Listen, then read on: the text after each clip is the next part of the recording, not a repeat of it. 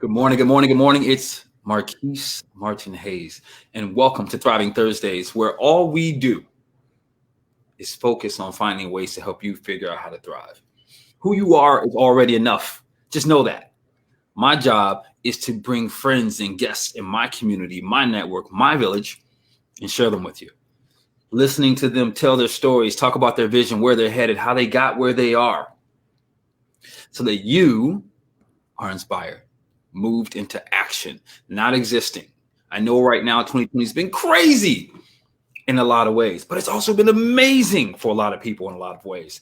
And so I want to add something more to your space, because the year's not over, that gives you the tools necessary to show up in your life, to show up in your community, to show up for the people you love, to show up for the people that need you by being the best version of yourself. As always, welcome. You know how I like to do right before we jump into it. I like to share a video as I take care of this skim with Rodan and Fields. I am a Rodan and Fields man. I am a consultant. I love what I do, mostly because I love how I look and the difference that it's made in my skin and in my presence. Listen, here is a quick commercial I'd like to share with you.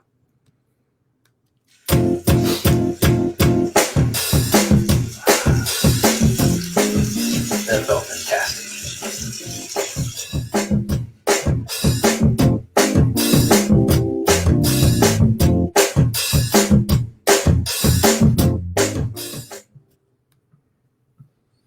All right. So that was my video talking about Rodan and Fields and how it takes care of my skin. The Redefined regimen is what I actually use on my face every morning and evening. And I love it. So without further ado, on the screen already, my dear friend, Cabryl Breotti. How are you, dear? Good morning. Happy Thursday to you all. Yes, how are you doing today? Long time no talk to. It's been a minute. I'm good. I woke up, got my workout in, got my Java, got my oatmeal, showered. I'm ready. Like the sun's shining. I'm looking at the temperature, trying to monitor it. I might jump on my bike today. Okay. I'm glad to be here. I'm glad to be here in this one warm day in November in Chicago. No, we're one day close to the summer. You have to look at it that way. We're one day close to the summer. You know what I do? In this time of the year, I look at the days, right? How fast the sun sets. And I monitor it all the way to December 21st, 22nd, solid winter solace. And then I get excited because the next day they're getting longer and longer and longer. Like people think I'm crazy, but those little things help me get through. I mean, every point of positivity, even if it's a small morsel of it, it adds up. So every grain of salt eventually adds up, to a pile. So just a small grain of positivity. Like I always like to look at it as we're one day close to the summer. So no matter what day we go through with the winter and everything, once that 24 hours is over with, on to the next 24 hours closer to warmer weather. And I made a commitment. I made a commitment to myself that this winter, and I typically do okay, but intentionally this winter, I'm going to find outdoor activities and things that I can do. Now, that doesn't mean I'm going to be outside necessarily every day, but I'm literally going to find ways to embrace winter. I know that I did the polar plunge 10 years ago. I might do that again. I don't know, but I'm going to find, crazy boy. That was got to have some fun.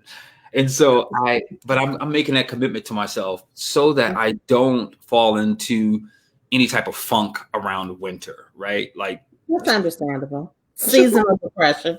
Yeah. Like I'm gonna own that. Hello? You still with me? Yeah, right, I think our connection is. My Wi-Fi is a little janky today. South side. No, I'm just kidding.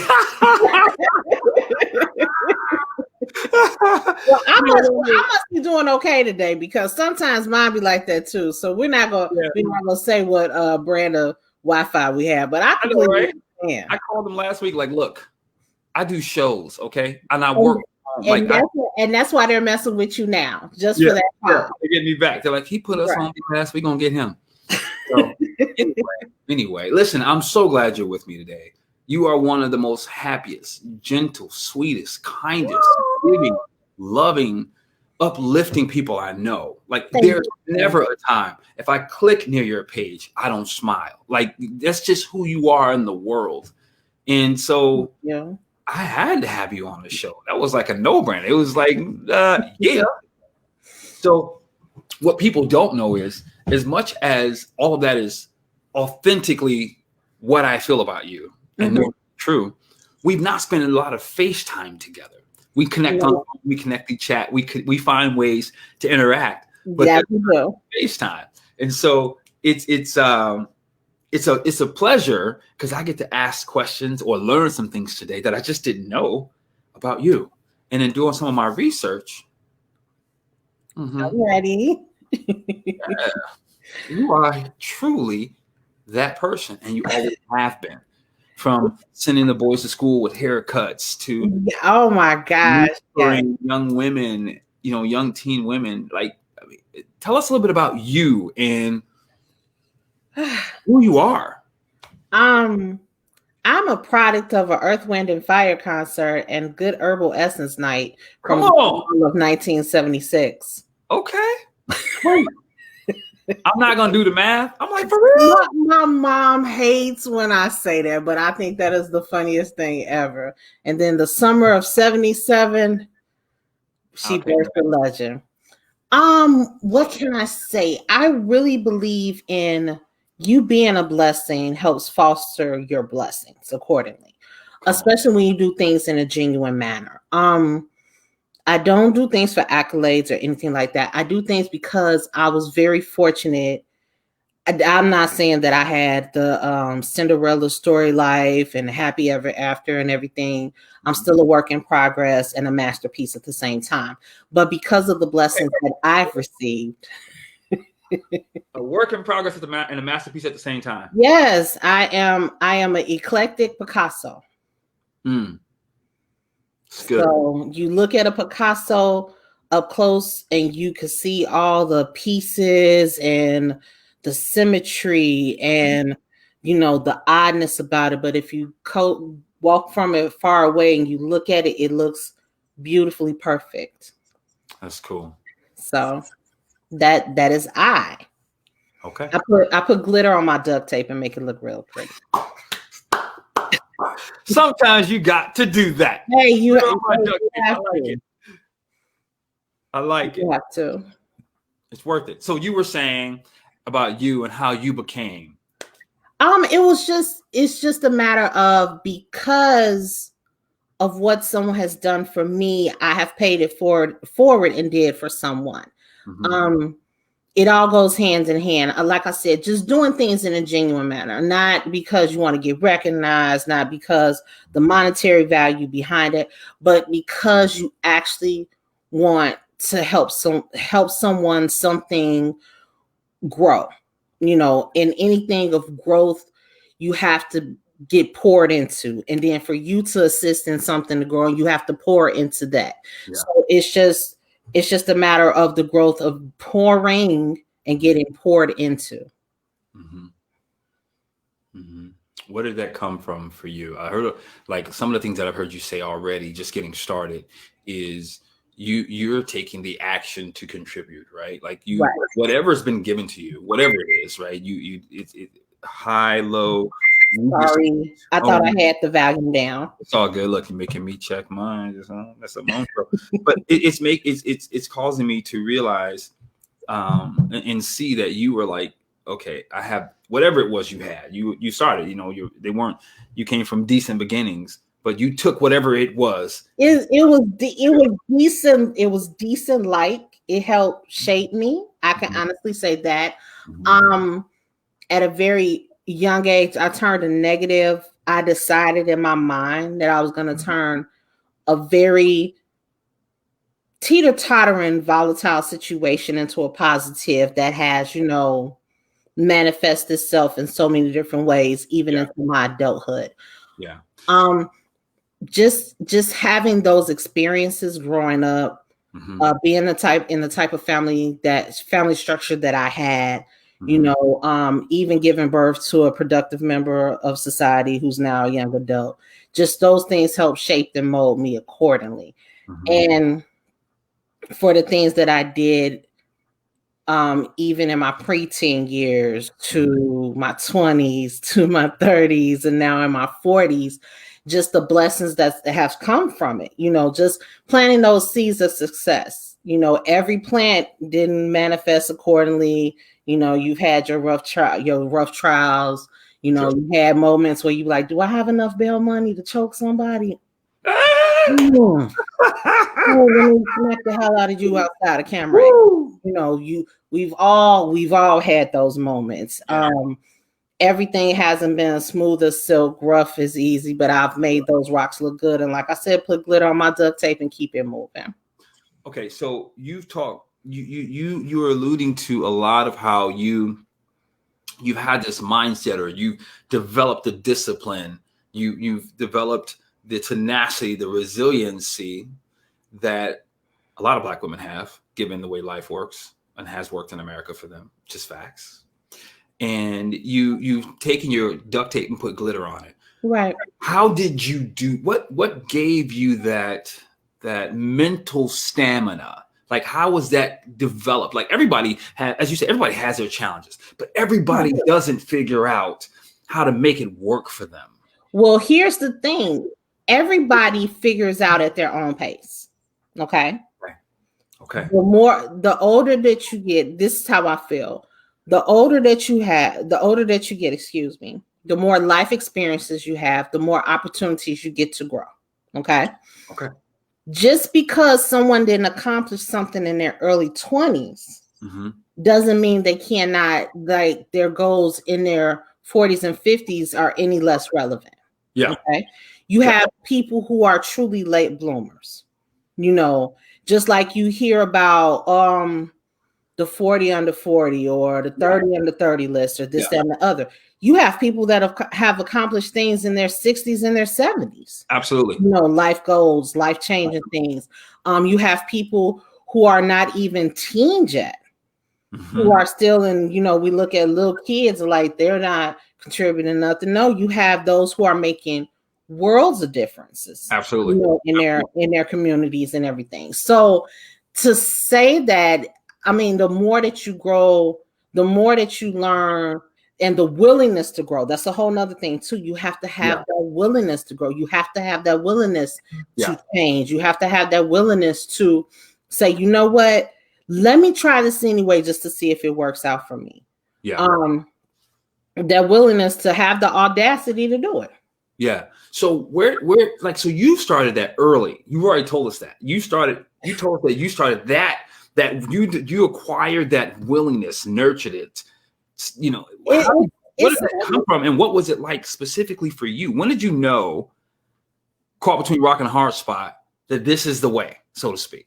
I was like that river of water with that rock. Just like if you look at the Grand Canyon was formed by a stream. A stream? A stream cutting through rock over time, causing erosions, causing different levels. Yeah.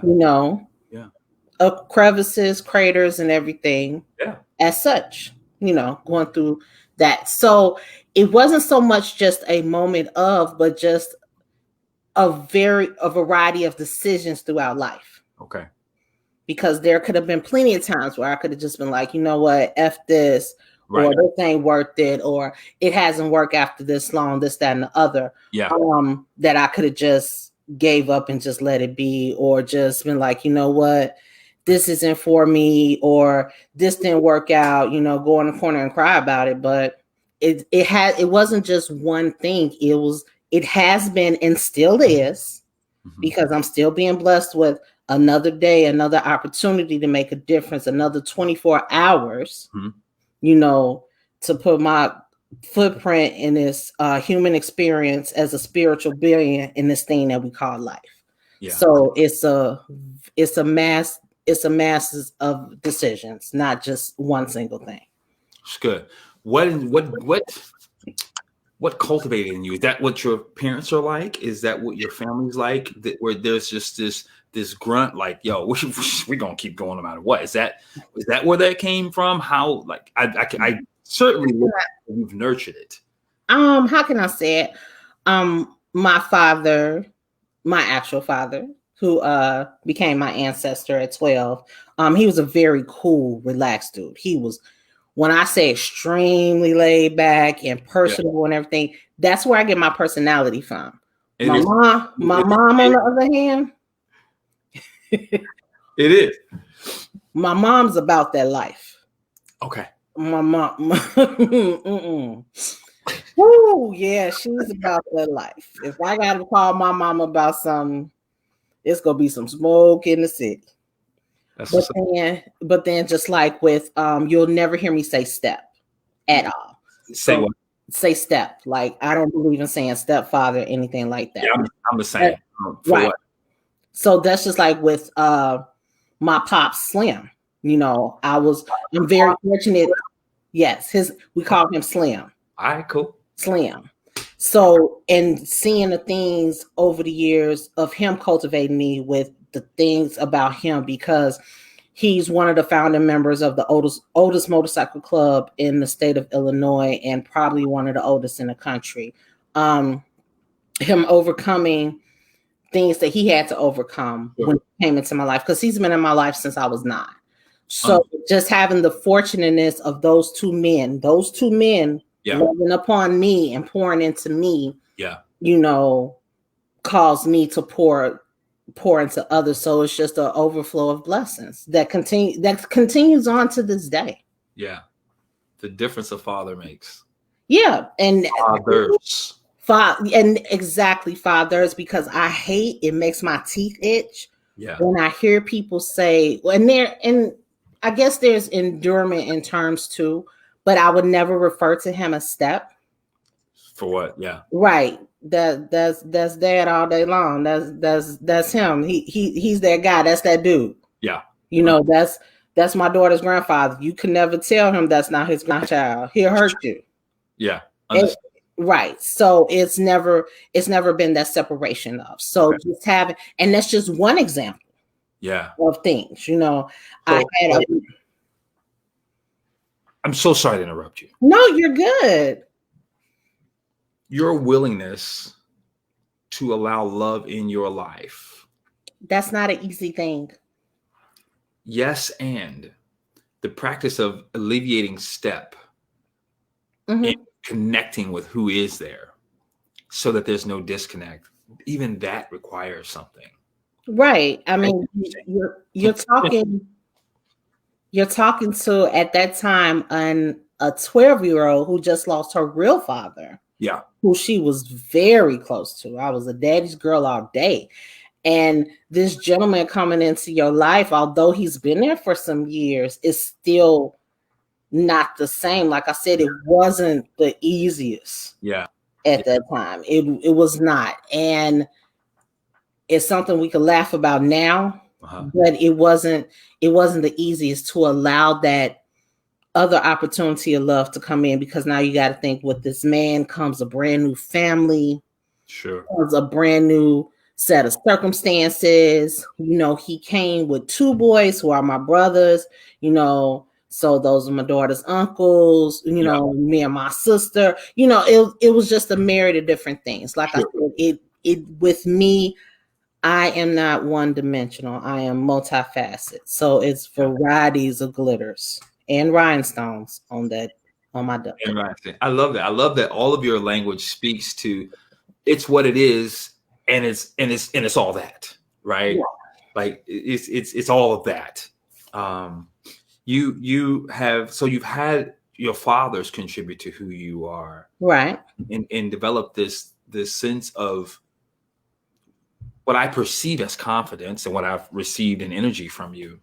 I heard about you being shy. Yeah, I really. We've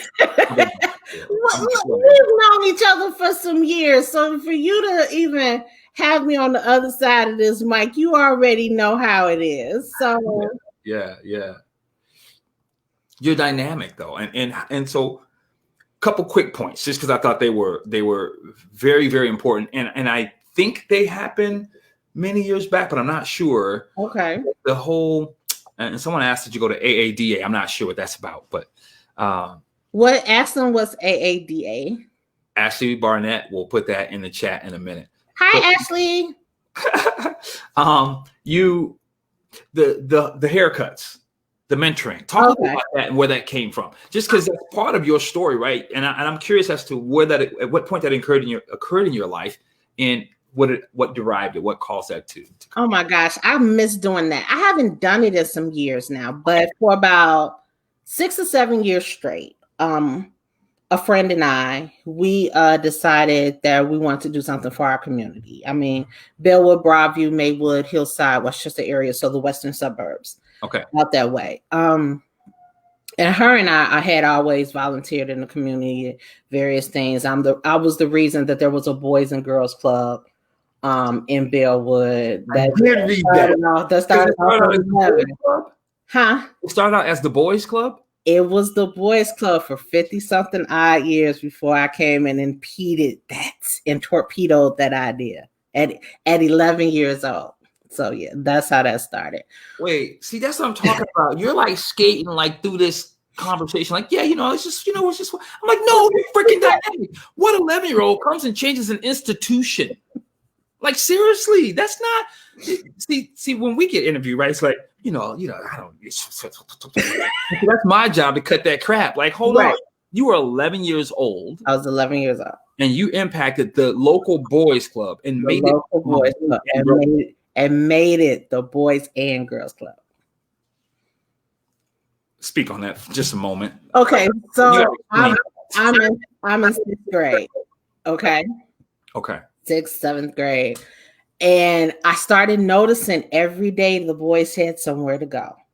Like they would go to this big, beautiful building down the street from me on St. Paul and Bellwood. And I wanted to go. And I was always told, oh, no, girls are not allowed, blah, blah, blah, blah, blah. And I didn't think that was fair.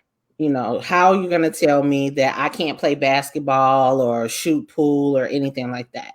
So I convinced this guy named Simone Mitchell to let me in through the side door after school. I started paying him 50 cents. He charged me though. He charged me 50 cents. Y'all back in the day. Yeah, okay, hustler. Go ahead. Right. But Simone Mitchell, I think he's still a successful businessman, right? So damn near every day I would go home, drop off my books and everything. Cause like I said, it was like 3 blocks from where I lived at. Okay. Dropped off my books and I would head straight to the boys club and I would knock on the side door. Money would be there. I'm dropping my 50 cents. So now I'm there. I would make sure my hair is in a ponytail.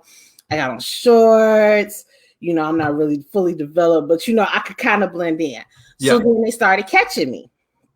So every time they would catch me, they would throw me out. They would catch me, they would throw me out. They would throw me out. So this went on for about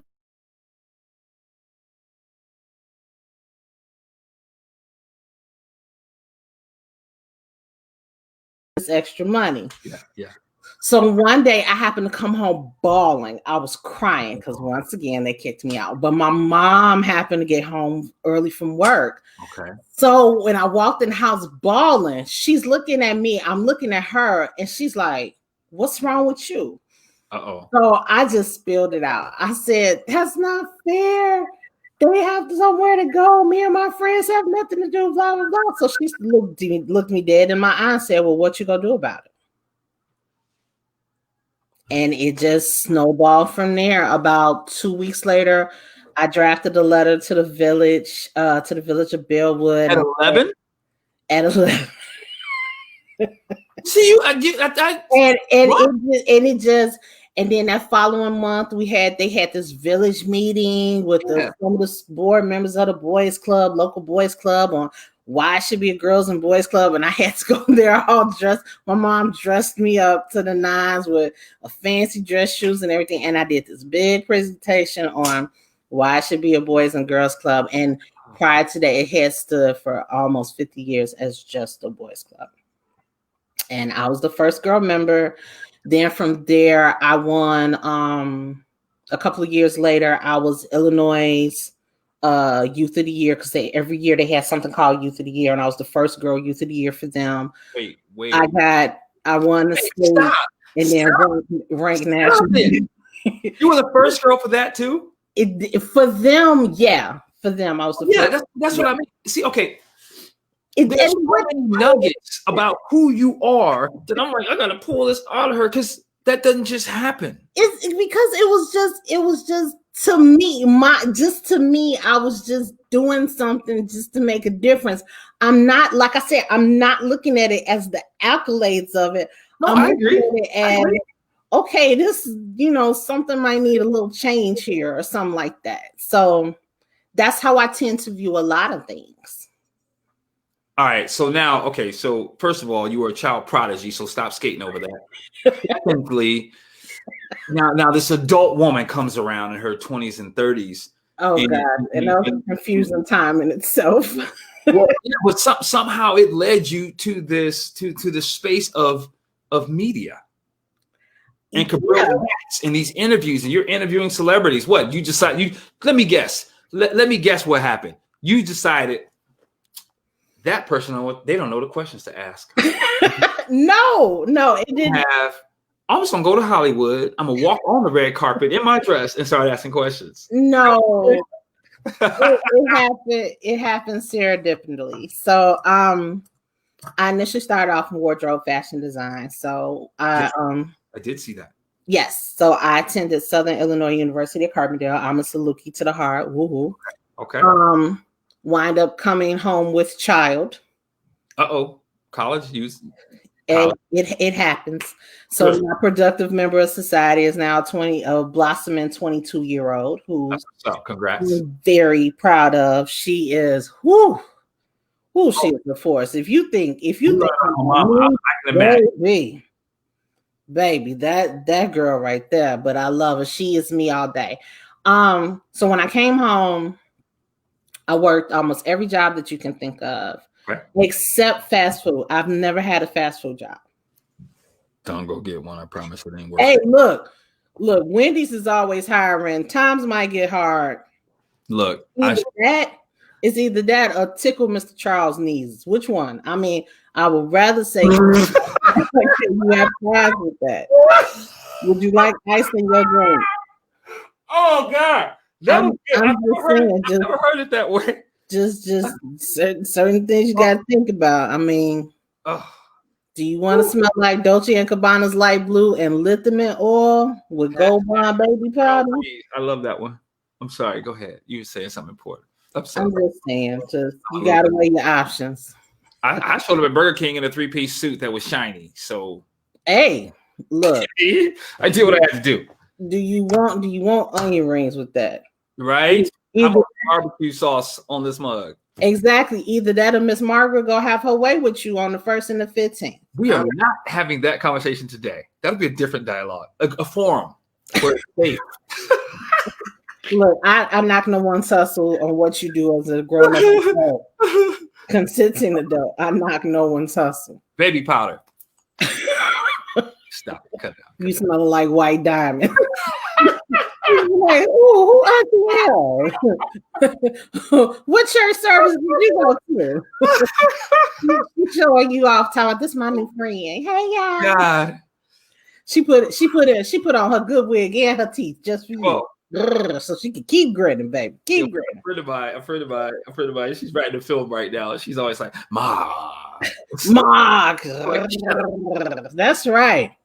Keep growling, Granny. Keep growling. Well, okay, look, keep going. You're telling, this is your story, not mine. I'm sorry. We're talking about how you moved into the media realm. Well, yeah. So when I came home, as I had her. Yes. What's her name? Her name is Erin. Erin. E-R-I-N? Yes. 4 letters fits in the ACT boxes. It has confused people over the years. Yes. All right, cool. So had her, worked regular jobs, but as she had started getting older, I started to dive back into fashion design, wardrobe styling and everything. So I could teach you how to make clothes from scratch and teach you basic illustration and sewing techniques. So from there, started to reach out to different people. Keep going. I'm listening. And I started to get small gigs to dress for costuming. I did prom dresses, independent commercials, a couple of different pilots that were here. I got an opportunity to work with Bill Duke, he had a pilot a couple years ago called The Blexicans, and I was a wardrobe assistant for that. Right. Kimberly Connor, I did a couple of her features in wardrobe and costuming. But while I was on set, I realized that I started to talk to people, and people would just tell me all these stories, like about how they got started, this, that, and the other. And it just became full-blown conversations that it kind of morphed itself, that I was connected to Zandra Hughes, the CEO founder of Six Brown Chicks. Yeah. And I wind up reaching out to her like, hey, let me blog for you. Let me do this, blah, blah. So she said, well, send a writing sample. Okay. Cool. So I sent her a writing sample. Next thing I know, she published it, and it just kind of, snowballed from there. Okay. So from there, I had a show on Urban Broadcast Media. I do the web thing with Cabryl Chats Now. Some of the celebrities that I've interviewed, celebrity interviews are cool. They give you leverage, but I just like talking to people because everybody has a story. No matter what type of story you have, you never know how your story might resonate with others. Yeah. So what might be tea to someone, it might be a testimony on your behalf to someone else that helps elevate them accordingly. So that's why I love talking to people. Any and everybody has a story. So your desire to talk and connect with people, like that bridge from the writing to interviewing, how did you know that that's what, did you know that that's what your evolution was? Was that a desire you already had? So the little 11-year-old Cabryl was like, not only am I going to be in the boys club, but someday y'all going to be talking to me, telling me your business. Like, how did that transition happen into, like, 'cause I mean, there are people out there, right, who don't have sewing skills, which you didn't talk about in the fashion industry and the Latino fashion event and all the stuff that you do. Yeah, I read it, your book. How amazing you actually are, because you keep downplaying it, but you're really huge. Fashion Week. How did, like, those progressions, like, because there are people who are stuck and they feel like where they are is all that they have, and they don't know what next looks like, or they're so comfortable, although they're truly uncomfortable. They need safety. Yes. How did you abandon the safety of the established things that you had already put in place to transition to something else? If I don't jump off the cliff, how will I know if I can fly? But you're a human. You're not supposed to fly. Says who? Same girl that paid 50 cents to get into the gym. I get that. So if you don't jump off the cliff, how do you know if you can fly? You can always build your wings on the way down.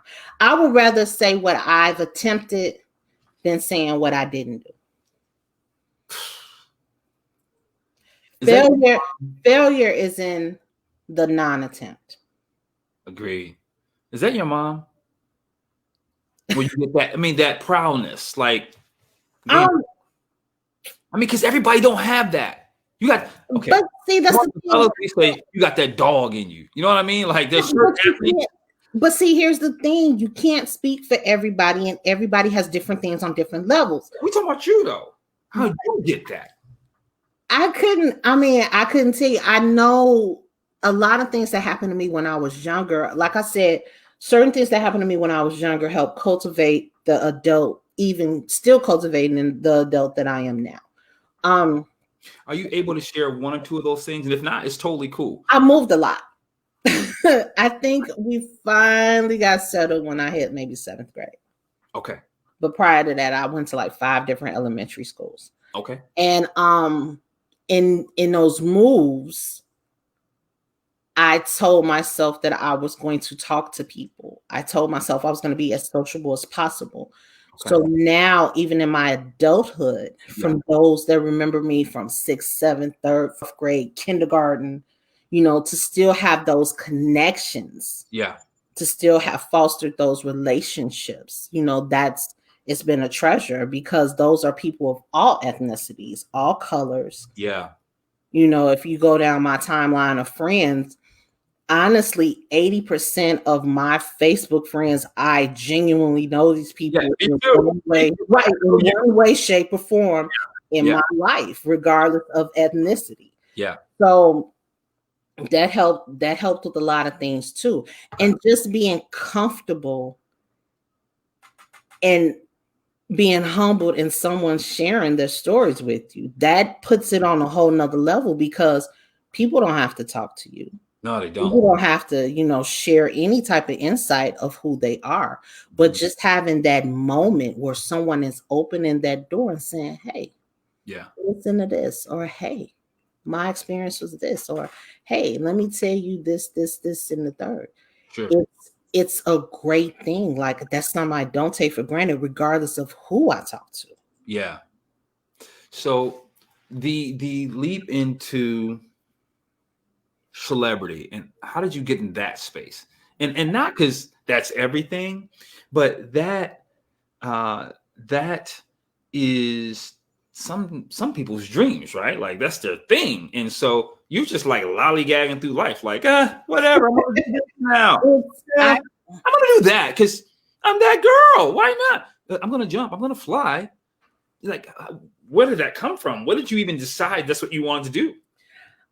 It's still a decision in the making. Like I said, as with anything, you make those decisions, you make those attempts, you cultivate those attempts, and you go with it accordingly. I'm still growing, I'm still learning, I'm still cultivating, I'm still mastering this, I'm still being a student. And it's very fortunate that I've been in the spaces that I've been because of the work that I've put in, but also because of the relationships that I've fostered. The follow through, the having the work ethic behind me. I have a resume to show that say, hey, I've done this, and this. I've worked with this, and this. I've been on this, and this. The capabilities to say that, hey, I could do this, and this, but also doing the research on my own, reaching out. Yeah. The worst thing someone can say is no. So no to me means next opportunity. Oh, so you want me to call you next? Ooh, pause. Oh, okay. Pause. Pause. I had to do the math in my head and put the letters together. I'm sorry. Wait, what? No means next opportunity. Right. What's for you is going to be for you, but you have to pour into it for that seed to grow accordingly. When you plant a fruit seed, the first thing that it bears is not fruit. So you have to put in that work to cultivate it so that fruit can eventually come. All right. So this conversation has shifted as we uncovered more layers. And I am not a millennial at all in terms of age. But who I am as a person, I function like them. Like, I get it, right? Like, at 17, I knew I was not going to work any job more than 7 years unless I was like severely promoted to something crazy, because I would be bored. And so a lot of what you're sharing, like, you have that same spirit, right? Like, you got that. The shift that I see, or that's there, leads me to this question. For millennials who are carving out their own way because they don't want to follow the system, they don't want to be like their parents, not because their parents are doing something wrong, but they see that there are other ways that allow for more freedom and creativity. What this whole networking buzzword, cultivating relationships, as you described it, what are like the top 3 to 5 things? Because they're listening. What are the top 3 to 5 things that they need to incorporate into who they are so that they can continue to manage next opportunities and not be distracted by it? First of all, get used to hearing the word no. You're going to hear no more than you hear anything else. Secondly, get comfortable in being uncomfortable, especially on levels of growth. Say more about being uncomfortable. What do you mean? Meaning that if you want to grow, you're going to have to jump off several cliffs. You're going to have to scar your knees up. You might break a few bones. You might have to put rhinestones and glitter on your cast and keep going. And what does that look like in practicality, right? Because sometimes we live in America, right, where who you are is defined by all these things. And I know some of what you describe, I know what that means for me, right? It might mean driving the bucket that's got rust all over it. Hey, you got snow tires on, but it's summertime to go to A and B because it makes no sense to spend money on something else. It might mean, what does that look like in the practical things that they might see, or things that you saw that didn't distract you? Well, it's still things that I see now that I try not to have distraction of. Okay. You have to think on a global scale too. You're not stuck here in the United States. This is why I love you. We have so much in common. Right. Blessings be that we're under the stars and stripes. That's a whole nother discussion. Yeah, it is. But invite me to that one. Right. But you're not a tree. You're not what? You're not a tree. Meaning you're not stuck. Mm-hmm. Mm-hmm. You know, we live in a society whereas damn near anything is at the touch of a button. Yeah, real. Social media. And you carving your own niche. Use the tools you have around you. We have phones that can make good quality film videos. Yeah. You have friends that can write excellent creative stories. You know, Issa Rae said once in an interview that everyone wants to reach up to, like, let's say Oprah, Jordan Peele, Antoine Fuqua. He's a famous Black director. If y'all don't know who he is, Samuel L's of the world. Everybody want to reach up to work with them. Yeah. You should learn to reach out into your network. That's just like with me. Okay, I have a short I might have wrote. Okay, I'm want to reach out to you and say, hey, I got a part. I can give you a sandwich, $300. Hey, I can reach out to a friend of mine, Latoya Hunter. She's a director in the area. Or Sana Nicole, who I follow online. You know, just reaching out into my network to get things accomplished. Yeah. You know, that's what you have to learn how to do too. And then sometimes your most valuable resource is yourself. Use what you have. Look, listen, if y'all have not picked that up on this today, Cabryl made it really clear that in all those life-changing, record-breaking child prodigy moments, the only resource she had was herself. As a matter of fact, one of her mother's most impactful, most profound, most gracious, most wealthiest phrase was, "What you gonna do about it?" Exactly. Even now, if I go to her with something, she'll look me dead in my face and say, okay, so you told me the problem. Now what's the solution? I have several great friends, genuine friends, who, if I come to them with the problem, our next conversation is not going to be that same problem. It's going to be a solution. Yes. You know, we are okay. You done addressed the problem. You done said this. You done cried about it. All right. Okay. Now that we got all of that out the way. All right. Let's grab this pen and this piece of paper. What to go write down this jots for solutions to this. You know, you have to learn to do that due diligence of it. Even if you have to write with tear-proof ink as you're crying. Come on. It's so funny. You're who you are really, in my opinion, is the answer to America right now. And we don't have to get off into politics, but what I mean by that is, people don't like when I say this, but we're a spoiled nation, right? We have a lot of we have a lot of empty pride, and we're brats in a lot of ways. And I'm not saying we're bad people. I'm just saying it's what it is. A lot of entitlement. Mm-hmm. What we're dealing with right now, in my opinion, goes back to, and when people get on my page and want to troll me, I don't waste too much time. I get right in their face. What are you going to do about it? Like, it's easy to be an armchair quarterback. It's a part of our culture. And maybe it's everywhere. I don't know. I've lived in Germany, spent lots of time in Canada, only visited Mexico, but because I'm American, I get to say it. It's easy to be that armchair quarterback, but the reality is, who you are is more than enough. What are you going to do about it specifically? Not throw somebody else's facts, not someone else's argument. What are you going to get off your arse, and get out there and do something?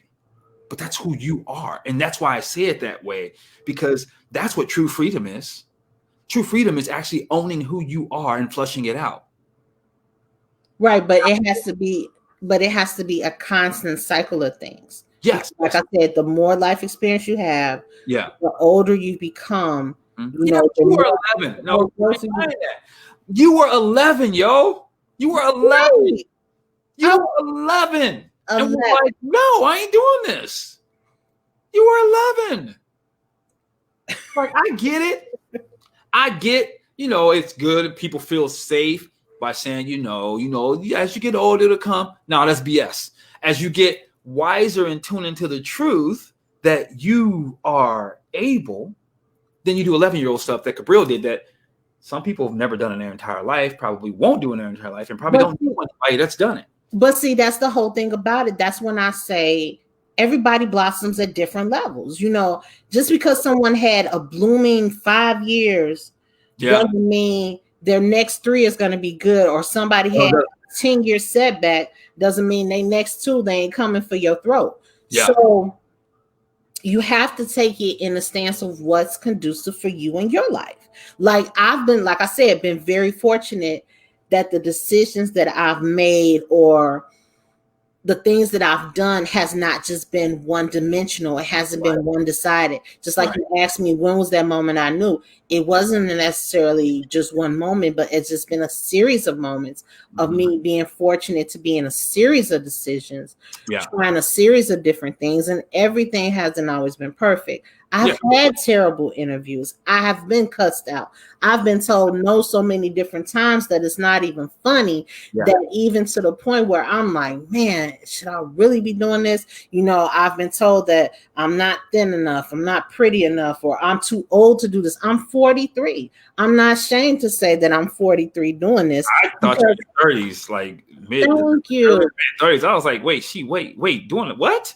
43. So when I say that, there goes the ageism. So when you have to think on a global scale, you have to think in a global mindset. You do. There's a market for any and everything out here.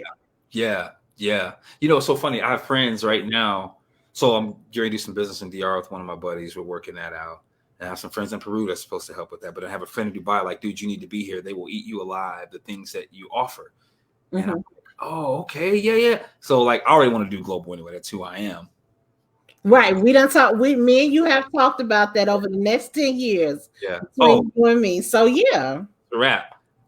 But I love that you're talking about that you have to think global beyond where you are currently and see that as a part of your playing field.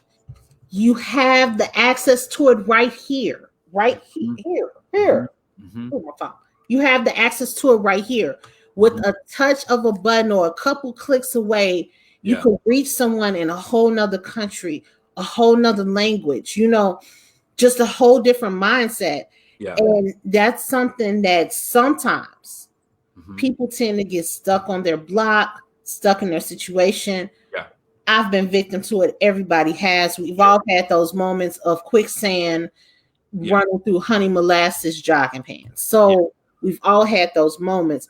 But that's just not to negate and to say that my next step isn't going to take me from moving like a turtle to Florence Griffin Joyner's record speed in 100 that has yet to be broken. So, you did leave that on the end, didn't you? But the point is to keep moving. The point is to keep figuring out. The point is to keep trying. Yeah. No. So if for the people who feel like they're currently stuck in quicksand, what are some things that they may want to consider as options to get out or help to get out or whatever that looks like? Keep moving.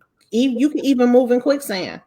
You just move a little bit slower. That's right.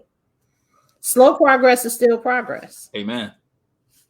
That's real. Until you become an ancestor, or until we go into the next spiritual journey of a realm, wherever that may be or wherever that may take you. Yeah. You still got an opportunity. I appreciate that. It's one of those things that I live by. Like, if you woke up, you got opportunity. So what you gonna do with it?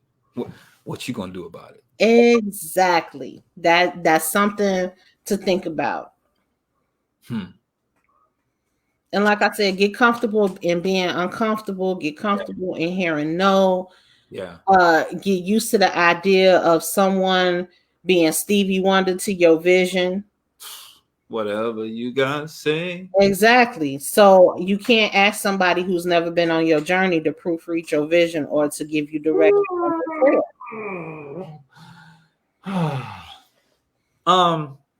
Yeah, that one. You can never ask somebody who's been on your journey to proofread your vision. Right. They Stevie Wonder to your thing. Your vision is yours and yours for a reason. That's right. For a reason, exactly why you need to carry it out. Exactly. Yeah. And don't put a time limit or a restraint or say, oh, because I didn't make it in my 20s, my 30s, blah blah blah, this, that, and the other. Like I said, you got people accomplishing things on all levels of life. Absolutely. It's good. So really quick, if you will, we're good. We got a good solid 10. We may or may not use it all. We'll see how it goes. I don't want to leave the space without you having an opportunity to talk about Cabryl Chats and what's next for you, so that people that want to follow and be inspired by you have the opportunity to do that. I'm open to interview any and everybody. So if you have a story, a product idea, something you want me to review, or you just want to talk to me, like I say, I talk to any and everybody. I've talked to everyone from those who are entering back into society, from serving stints in the prison system, to Mark Wahlberg on the red carpet for a major movie event. So any and everybody has a story. Reach out to me. You can hit me up by email, CabrylChats@yahoo.com. Send me a friend request. Cabryl Breotti on all platforms of social media, Twitter, Instagram, Facebook. Send me a friend request. I'll be happy to accept it. And like I said, just the connection of, I love talking to any and everybody because everybody has a story, and the stories are told in an authentic way, in an authentic manner. I like it. I got some people that need to talk to you. Okay. That need to be a part of Cabryl Chat so they can tell their story and really open it up to the world, and also discover more about themselves. Like today has been even good for me listening to you. It goes back to a lot of the fundamentals, which is why I know we're related. What you gonna do about it? Like, that's just how we, like, dude, it's what it is. It sucks. It's horrible. But what you gonna do about it? Right. I mean, you have so much time to allot for the tears and everything. And that's not to negate that you don't need to take a break. That's not to negate that you don't need to take a rest. You don't need to engulf the pain, let it simmer. But get it out your system. What you gonna do about it? I'm tired. What you gonna do about it? You gonna go lay down? Right. Are you gonna take a nap? Are you gonna do this? Or you could keep going? So, like I said, everybody's level of anything is different. Yeah. This is just a small piece of tidbit of what I did. That might not work for you, but you might be able to take something out of it and say, hey, well, I can apply this, this, and this. And that's pouring into people, because with you, your work ethic has been crazy ever since I've known you. So I've applied that for myself. So it's just a matter of, reaching in my network around people. And then that's a whole nother thing. Surround yourself with people that you see as successful, or those that you admire on that level. Yeah, that's good. Yeah, I remember my greatest times, excuse me, are not when I'm at home in front of the computer. They're when I'm out the house connecting with people. Exactly. And follow through. Key is follow through. If someone tells you, oh no, well, we're not interested, well, when will you be interested? Do you have any projects you have coming up? Follow through the next month. Hey, just touching bases, blah, blah, blah. That's how I was able. Kim hate when I say the story, but the director, Kimberly Connor, she's the only black woman director in Springfield to have all 4 of her features feature in Springfield. She's award winning. She has another project coming up, which I'm a part of.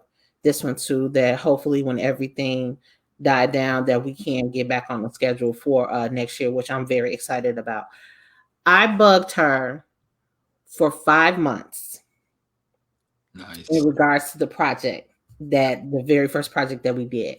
And then I came with the recommendation of the previous director, Christopher Nolan, who's the black director here, who has plenty of films being featured on BET Plus, Central TV and everything. I worked with him on a traveling play where I did costume and wardrobing, and then I had a small principal part in that play. So we were able to perform on Broadway, Texas, Atlanta. Pause. I forgot about that. You just throw stuff out like it's so. So yeah, I was a thespian for almost 2 years thanks to that moment and opportunity. Hold on. A thespian is someone who shows up in the local theater. That's respect to them. Oh, okay. I'm sorry. I was a thespian. I was a national thespian. National Broadway. Yeah, so that was a whole Not on Broadway, which is still really dope. Broadway. Yes, Broadway. So yes, and it was sponsored by Ford, and it was for their social media week. We performed on Broadway in Times Square, New York, the real deal. So, and then from there, Christopher Nolan gave me that opportunity from the way that I had auditioned for the part, and it all kicked off one of the screenwriters there. Her name, Liz Warren, at the time. Okay. When I walked in, I had heard about the play. They were doing auditions, but I only went there to see if I could do wardrobing for the play. Okay. But when I walked in, my afro was out. I had a blue flower. I was all blued out, even with the blue rim glasses. And she loved my look. Yeah. And she was like, "Oh, can I help you?" And I told her my name, and she loved the name Cabryl. Oh, they've never heard anything like that before.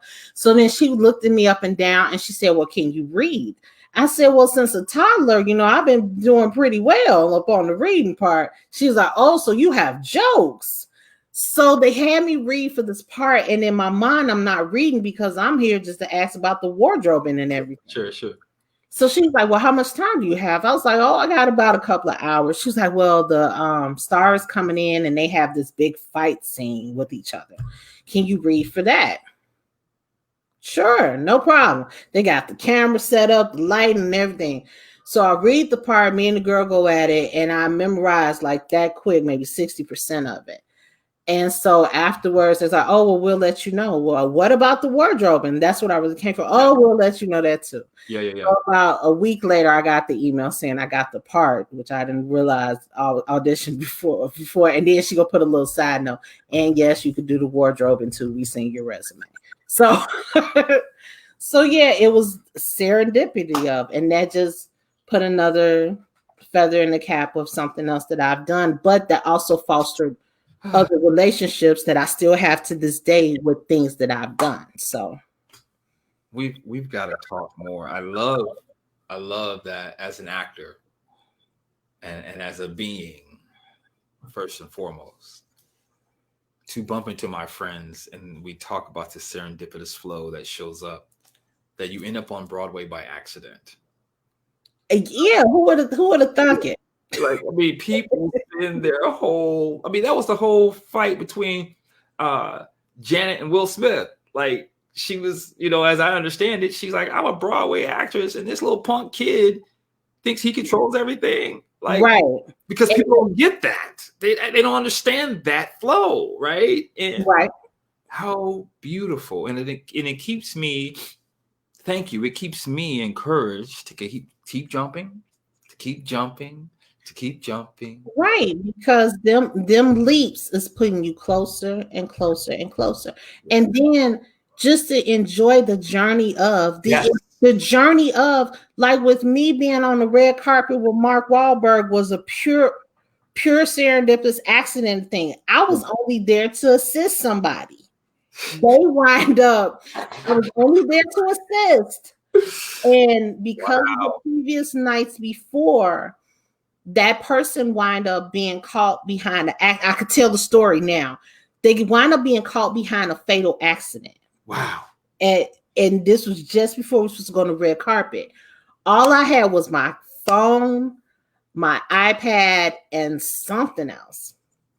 And when I say all I had was my afro, my hair was a flower, some jeans, not thinking, because I'm only supposed to read the reader and make sure that people come and do the time. That's all I was supposed to do. Wow. They texted me and said, "Yeah, we're not gonna make it. So showtime. Showtime for who?" Wow. And I happened to be there with the phone. Wow. In all the interviews, I got him, Michael Bay, Anthony Hopkins, And that led into some more stuff. And then my very first interview with Raheem Devon was based off of a $20 bet. No freaking way. Just living life. Yeah, just somebody said I couldn't do it, and she bet me $20. And this was 6 months in the making, from February to a concert in August. Wow. And wound up getting the interview. And this is what really snowballed and kicked off everything. So this is one of my favorites. Wow. Pitches as a reminder. I love it. Yeah. I've been very fortunate and very blessed. So take nothing for granted at all. And I can't wait to see what the future holds. I am open and ready for it. So yeah, come talk to me. Come on, tell me your story. I'm listening. Excellent. Excellent. Thank you for your time. All right. I appreciate you. Love you, friend. Love you tons. Hang out in the green room for a sec, okay? Okay. All right. So there you have it. Just show up as you, the authentic you, and the rest of life has the possibility to unfold. It's my friend Cabryl. I hope you learned something today. Go thrive. Marquise Martin Hayes. Have a fantastic Thursday.